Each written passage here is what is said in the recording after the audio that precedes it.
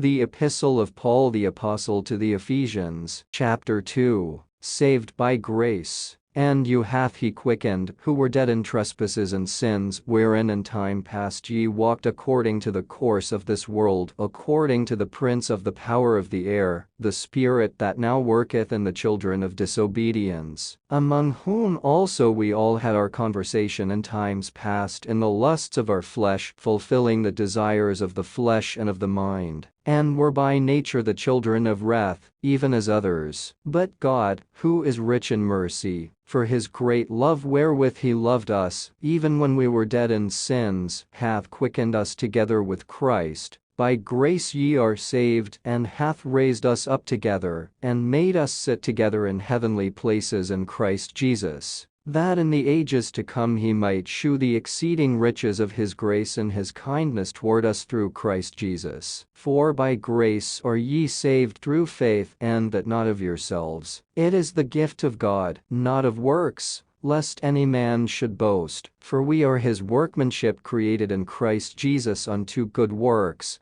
which God hath before ordained that we should walk in them. Wherefore remember, that ye being in time past Gentiles in the flesh, who are called uncircumcision by that which is called the circumcision in the flesh made by hands, that at that time ye were without Christ, being aliens from the commonwealth of Israel, and strangers from the covenants of promise, having no hope, and without God in the world. But now in Christ Jesus ye who sometimes were far off are made nigh by the blood of Christ. For he is our peace, who hath made both one, and hath broken down the middle wall of partition between us, having abolished in his flesh the enmity, even the law of commandments contained in ordinances, for to make in himself of twain one new man, so making peace, and that he might reconcile both unto God in one body by the cross, having slain the enmity thereby, and came and preached peace to you which were afar off, and to them that were nigh. For through him we both have access by one Spirit unto the Father. Now therefore ye are no more strangers and foreigners, but fellow citizens with the saints and of the household of God, and are built upon the foundation of the apostles and prophets, Jesus Christ himself being the chief cornerstone, in whom all the building fitly framed together groweth unto an holy temple in the Lord, in whom ye also are builded together for an habitation of God through the Spirit.